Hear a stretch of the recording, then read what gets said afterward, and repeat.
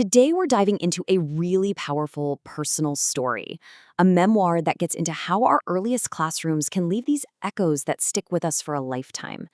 We're going on a journey back to primary school, but we're seeing it through the eyes of someone who, right from the very beginning, felt like they were on the outside looking in. And right off the bat, she just lays it all out there. There's no easing into it. This one sentence just sets the stage. It tells you immediately that this is going to be a story about confusion, about struggle, and about what it was like to get through those early years. So where does this all start? Well, it really begins with this deep, foundational feeling of just not belonging. And this is before she even sets foot in a school. She's already trying to navigate this really confusing inner world, trying to figure out just who she's supposed to be.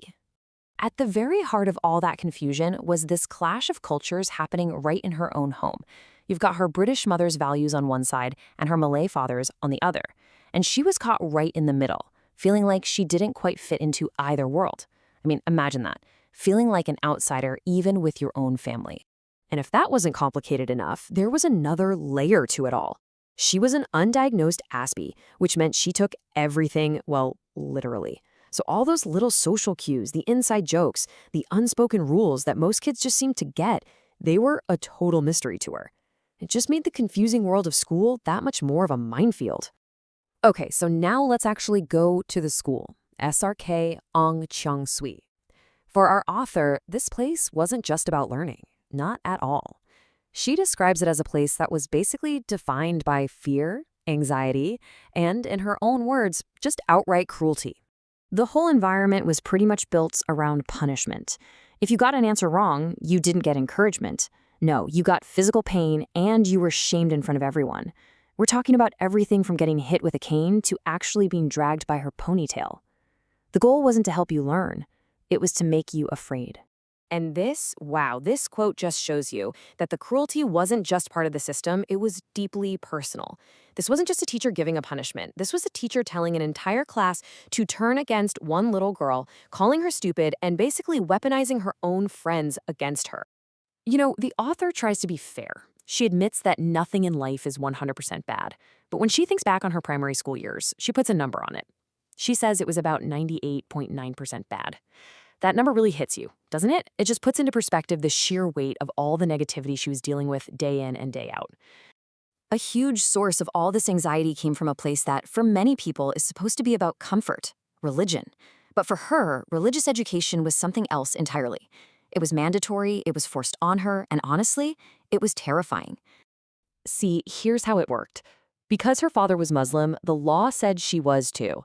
She had zero choice in the matter. She was legally Muslim and forced into studying a religion that she had no connection to, one that felt completely alien to her. And she asks this question so directly, and it's such a powerful one. She's really challenging this whole idea of forcing a belief system onto a child who has no say in it. It's really just a plea for the freedom to choose, to find your own belief. Now, this is what's really striking. All of that emotional trauma, it wasn't just in her head. It was showing up in her body. We're talking regular stomach pains, feeling nauseous, this constant tightness in her shoulders. And remember, she was only 6 or 7 years old. That's the physical toll this stress was taking on her. Her single most traumatic memory comes down to one specific religious teacher, a man they called the Ustad. She says she can still, to this day, picture his face, his attitude, that look he had.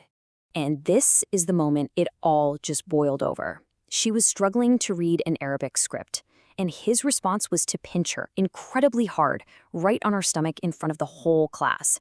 He wouldn't let go until it left a bruise. It was painful, it was humiliating, and it left a scar that was so much deeper than just skin.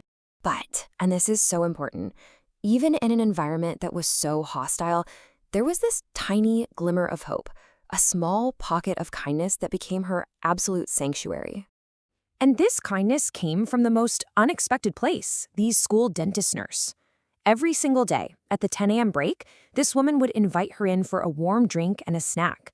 Just a simple, quiet moment of safety. You have to understand, this wasn't just a nice gesture. In her own words, these tiny moments of kindness were what she lived for. It was a lifeline. It was this little island of warmth and humanity in a huge, cold sea of cruelty.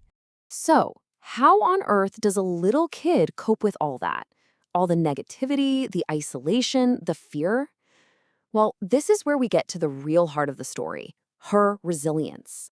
She had to build her own defenses. She created this powerful inner world, a fantasy land she could escape to. She would have these conversations with herself to calm down and self-soothe. And maybe most importantly, she learned to trust her own intuition, her gut feeling, above everything and everyone else. This quote just says it all, doesn't it? As a small child facing down teachers and bullies, she knew that if nobody else was going to stand up for her, she had to rely on herself. She became her own biggest defender. And here's this fascinating twist in perspective. The very thing that made her feel like such an outsider, her neurodivergent, literal way of seeing the world, it actually ended up becoming her source of strength. That's what fueled her powerful inner life and gave her the unique perspective she needed to survive. So, what should you take away from all this? I think her story is this incredible reminder that our earliest experiences, they don't just forge our scars, they also forge our resilience. And it leaves us with this big question to think about. What echoes from our own school days are still shaping who we are today?